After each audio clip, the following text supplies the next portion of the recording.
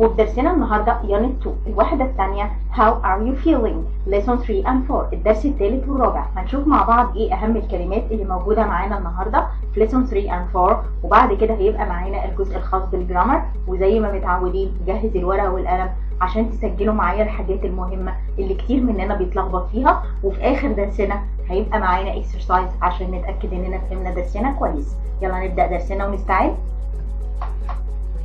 اول حاجه زي ما احنا شايفين هنا معانا الكي فوكابولري، المفردات الرئيسيه. يلا مع بعض نبدا نقراهم.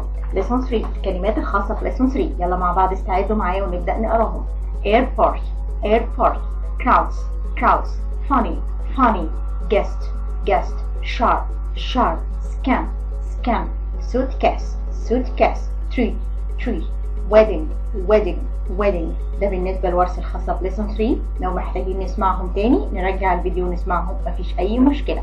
معانا هنا بقى جزء مختلف شوية. زي ما احنا شايفين هنا قدامنا حروف جر المكان. يعني ايه حروف جر المكان؟ يعني حروف الجر المهمة في درسنا النهاردة اللي هي بتبقى خاصة بالبليسز أو الأماكن. prepositions of place. يلا مع بعض نبدأ نقراهم. behind behind in front of in front of in the background in the background in the foreground in the foreground in the middle on the left towards the right or towards the left. again نقولها تاني. towards the right or towards the left. under on the right. ده بالنسبة للكلمات أو الجزء الخاص بالبريبوزيشن حروف الجر، والمطلوب مننا يا حبايبي نحفظ الكلمات دي كلها. يلا نشوف معانا ايه كمان.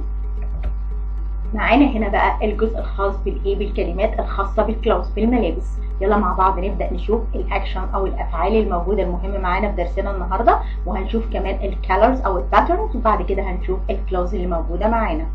يلا نبدأ نقراهم. buy choose hang sell suit. ده بالنسبة للأفعال اللي موجودة معانا والمهمة في درسنا النهاردة. يلا نبدأ نقرا الكالرز اللي موجودة قدامنا. blue dark light. زي ما احنا شايفين هنا dark جاية معناها غامق لو أنا عايزة أقول اللون ده غامق، أو light لو اللون ده فاتح. green purple stripe. معانا هنا كمان الجزء الخاص بالكلوز الملابس. dress jeans shorts t-shirt. very good. ده بالنسبة للورثة الخاصة بالكلوز بالملابس، والمطلوب مننا نحفظهم كويس. معانا هنا بقى الورثة الخاصة بليسون 4 أو كلمات الدرس الرابع. يلا مع بعض نقراهم. alone desert friendly grateful happiness normal teenager. very good. ده بالنسبة للورثة الخاصة بليسون 4 والمطلوب مننا كمان نحفظهم. يلا نشوف معانا ايه كمان. يلا يا حبايبي مع بعض زي ما متعودين نجهز الورقة والقلم عشان تسجلوا معايا الحاجات المهمة اللي هقول لكم عليها. اللانجوج نوتس الوظائف اللغوية. يلا مع بعض نبدأ نمبر 1. عند عطف فعلين مع بعضهما فإنهما يأخذان نفس الزمن، ومن الأفضل عدم تكرار الفعل المساعد لنفس الزمن. هتقولوا لي الكلام ده معناه ايه؟ احنا مش فاهمين. تعالوا هنشوف الاكزامبل اللي موجود قدامنا وبعد كده هشرح لكم الكلام ده معناه ايه. I am sitting under a tree. فاهمين منها ايه؟ انا اجلس تحت الشجرة. يبقى انا دلوقتي بقول لك انا بعمل ايه في الوقت الحالي. I am sitting under a tree. انا قاعد او انا جالس تحت الشجرة. and hungrily eating my lunch. وبتغدى كمان او بتناول الغداء بتاعي وانا جعان. يبقى انا كده لو سألتكم السنتنس اللي احنا قريناها دي، الجملة دي فيها كام فيرب؟ فيها كام فعل؟ very good. هتقولوا لي very good. هتقولوا لي انها في two verbs، في فعلين. يلا نحط كده سيركل على الفيرست فيرب اهو يا حبايبي مع بعض اهو. ده الفعل الاول او الفيرست فيرب. الفعل الثاني عندنا هنا eating. انا بحط عليهم سيركل علشان تفهموا اللي انا بقوله ايه. احنا دلوقتي هنقول تاني الجمله اللي قدامنا دي فيها two verbs، فيها فعلين. لو انا سالتكم الفيرب sitting والفيرب eating جايين معايا في زمن ايه؟ excellent هتقولوا لي زمن present continuous المضارع المستمر. خلي بالكم بقى لو جه معانا في السنتنس في الجمله فعلين اهو هنبدا نشرح الكلام اللي موجود فوق دلوقتي. لو جه معانا في الجمله two verbs او فعلين لازم الفعلين نجيبهم في نفس التنس او في نفس الزمن، ومن الافضل عدم تكرار الفعل المساعد. ما باخدش الفعل المساعد واعمل له repeating، ما بكرروش لنفس الزمن. يعني هنا انا قلت ان انا قاعد تحت الشجره او اجلس تحت الشجره I'm hungrily eating my lunch، وفي نفس الوقت بتغدى وانا ايه وانا جعان. يبقى جبنا التو فيربس الفعلين بنفس الزمن. هنا بقى نمبر 2 make plus الادجكتيف or الانفينيتيف. هتقولوا لي الكلام ده معناه ايه؟ احنا شايفين هنا انا حطيت سيركل على الفيرب make وسالتكم make معناها ايه؟ معناها يجعل زي ما احنا شايفين هنا قدامنا. make لو جت معانا في الجمله يا ريت تبداوا تسجلوا اللي انا هقوله دلوقتي. اجين هقوله تاني. make لو جت معانا في الجمله الفعل make بنجيب بعده حاجه من الاثنين، يا اما بنستخدم adjective صفه يا اما بنستخدم المصدر او الانفينيتيف. تعالوا نشرح باكزامبل. The trip الرحلة made the children happy. الرحلة خلت الأطفال سعداء أو جعلتهم مبسوطين أو فرحانين. عندنا الفيرب ميد اهو الباست بتاع الفيرب ميك كلنا عارفين ميك الماضي بتاعها او الباست بتاعها ميد، حطينا عليها سيركل اهي وجبنا بعدها الادجكتيف. كمان ممكن نستخدم بعدهم الانفينيتيف. يعني ايه؟ this medicine الدواء will make you feel better. هنحط هنا سيركل على الفيرب feel، ولو قلت لكم الفيرب feel هنا جه معانا في الايه في الانفينيتيف علشان جه معانا في السنتنس الفيرب ميك نحط عليه سيركل كمان. وقلنا ميك لو جت معانا في الجمله او في السنتنس بنستخدم بعدها الايه الانفينيتيف. خلي بالنا ميك لو جت معانا في الجمله بنستخدم بعدها adjective صفه او ممكن نستخدم الانفينيتيف. ما بنستخدمش اي حاجه تاني غير الاثنين دول. خلي بالكم علشان ما تتلخبطوش. معانا هنا نمبر 3 it's plus الادجكتيف plus to plus الانفينيتيف. انه لمن يعني ايه؟ لما اقول it's normal طبيعي to get worried sometimes طبيعي ان احنا في بعض الاوقات بنبقى قلقانين او احيانا بنبقى قلقانين. very good بدأنا السنتنس بتاعتنا هنا بكلمة it's اهي نحط عليها سيركل. يا ريت تبدأوا تسجلوا اللي انا هقوله دلوقتي. لو الجملة بتاعتي بدأناها بكلمة it's زي ما انا حاطه عليها سيركل اهي نكتبها، لازم بعدها على طول نختار adjective نجيب صفة. ما ينفعش نجيب اي حاجة تاني غير الادجكتيف غير الصفة. وبعد الصفة بنستخدم to وبعدها بنستخدم الانفينيتيف.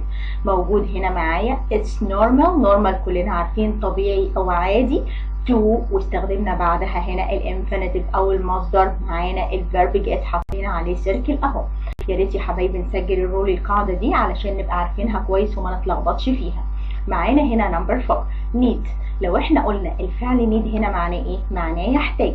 need لو جت معايا في السنتنس او في الجمله بنستخدم بعدها حاجه من الاثنين. خلي بالكم ممكن بعدها نستخدم اسم او ممكن كمان نستخدم to plus الانفينيتيف to plus المصدر. تعالوا نقرا الفيرست اكزامبل. people need nature to be happy. الناس بتحتاج الطبيعه to be happy علشان يبقوا سعداء. very good معانا هنا الفيرب need. تعالوا مع بعض كده نحط عليه سيركل وكلنا خلاص عرفنا need معناها ايه؟ معناها يحتاج. جت بعدها كلمة nature نحط تحتها كده اسم line. كلنا عارفين nature هنا معايا الطبيعة دي معايا اسم او noun. يبقى لو جت معايا need بنستخدم بعدها ايه؟ noun او اسم. we need to have enough sleep. محتاجين ان احنا ننام نوم كافي. معانا هنا الفيرب need اهي كمان يا حبايبي نحط عليها سيركل. جبنا بعدها ايه؟ جبنا بعدها to plus الانفينيتيف. قلنا to have. خلي بالكم من الجزء ده كويس. هقول حاجة كمان make ما بيجيش بعدها to plus الانفينيتيف. بنجيب الانفينيتيف على طول من غير اي preposition من غير اي حرف جر. لكن need لازم بعدها ناخد to plus الانفينيتيف. معانا هنا بقى الجزء الخاص بالadverbs of manner. We use the adverbs of manner to describe how we do the actions of a verb. يستخدم الظرف لوصف الفعل. هتقولوا لي الكلام ده معناه ايه؟ تعالوا نبدأ نشرح وهقول لكم الحاجات دي معناها ايه. مستر عادل speaks loudly.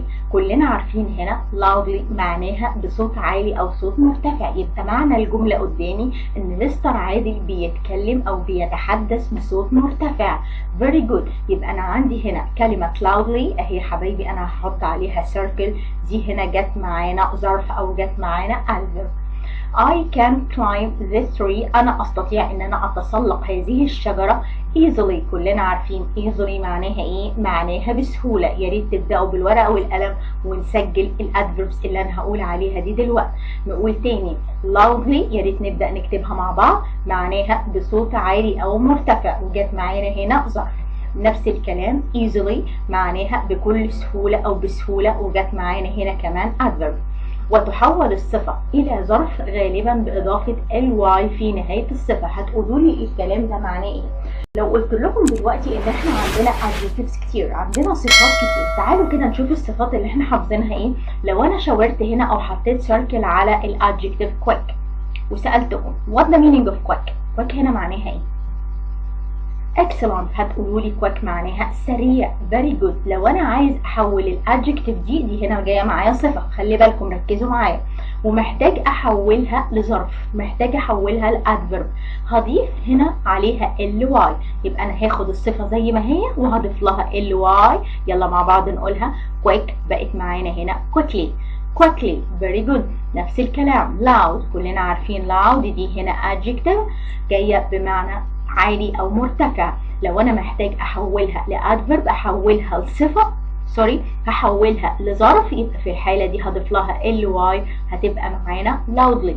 loudly. يا ريت تقولوهم تاني معايا quick quick quickly quickly loud loud loudly loudly. very good.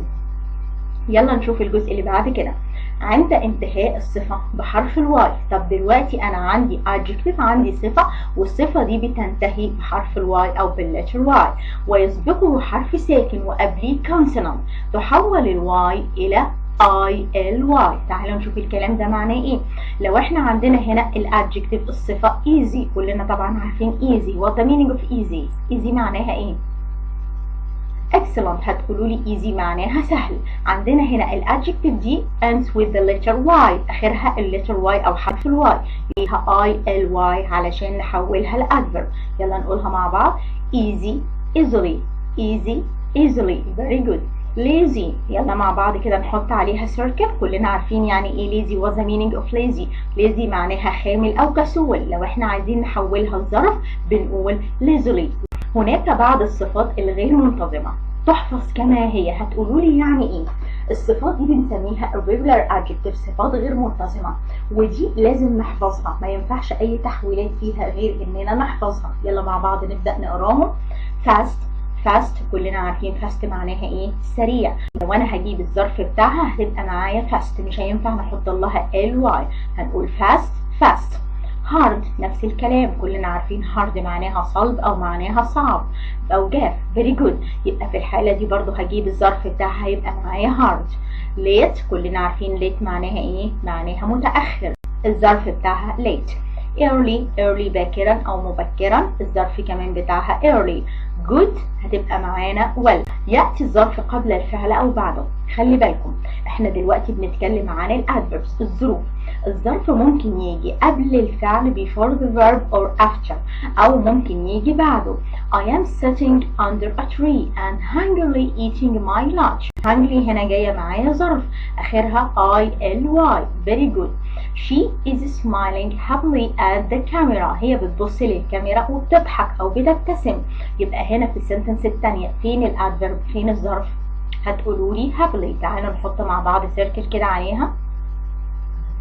نخلي بالنا بقى من الجزء ده، ان الظرف لو جه معايا في الجملة او في السنتنس ممكن يجي قبل الفعل او ممكن يجي كمان بعده. يا ريت نسجل الجزء ده كمان. لاحظ الفرق بين الصفة والظرف في الامثلة التالية. عايزه اقول لكم بقى على حاجه كمان. لو انا قدامي adjective صفه وقدامي كمان adverb، ازاي هقدر افرق ما بينهم؟ تعالوا نقرا الاكزامبل اللي موجود قدامنا. Mr. وليد is kind. he treats the children kindly. الجملة معناها ايه؟ انا كده بقول ان مستر وليد is kind طيب.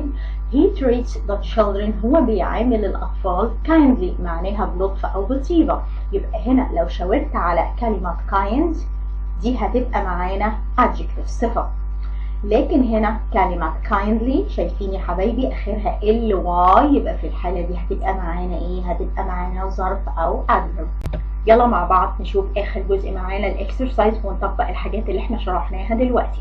Choose the correct answer. Number 1. The story was very funny. The children laughed happily, happy, sad, sadly. ناخد وقتنا واحدة واحدة ونشوف الكوريكت انسر هتبقى معانا ايه. الكوريكت انسر هتبقى معانا happily علشان دي هنا جت معانا adverb ظرف معناها ان الاطفال بيضحكوا بسعادة. It was a terrible accident. كانت حادثة فظيعة. She hurt her leg. Worst, worse, bad, badly. يلا الكوريكت انسر معانا هتبقى ايه؟ الكوريكت انسر very good هتبقى معانا badly. I always study for my exams. Bad, hardly, hard, good. خلي بالكم الصفات اللي قلنا ما بنغيرهاش حتى لو عايزين نحولها لادفرب للظرف ما ينفعش ان احنا نغيرها لازم نحفظهم. يبقى هنا نمبر 3 هتبقى معانا ايه الكوريكت انسر؟ الكوريكت انسر هتبقى معانا كلمة hard very good. I always study hard. انا بذاكر كويس قوي for my exams. Sometimes I need my teacher to talk so I can understand her better. Slowly, slow, slower, slowest. يلا يا حبايبي واحدة واحدة كده نقرا السنتنس بالراحة ونشوف الإجابة الصح معانا هتبقى إيه؟ الكوريكت أنسر. Excellent. الكوريكت أنسر هتبقى معانا كلمة slowly جاية معانا هنا adverb. Sometimes I need my teacher. أنا بحتاج التيتشر to talk slowly يتكلم بالراحة أو ببطء. He is a driver. He drives very carefully. هو بيسوق بحرص أو بحذر. Carefully, careful, careless, carelessly. الكوريكت answer معانا ايه في نمبر 5. ناخد وقتنا بالراحة ونشوف who can give me the correct answer.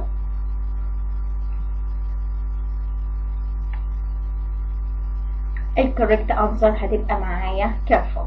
Very good. وبكده يا حبايبي نكون وصلنا لنهاية درسنا النهارده وجمعت لكم كل الحاجات المهمة معانا في lesson 3 and 4 الدرس الثالث والرابع unit 2.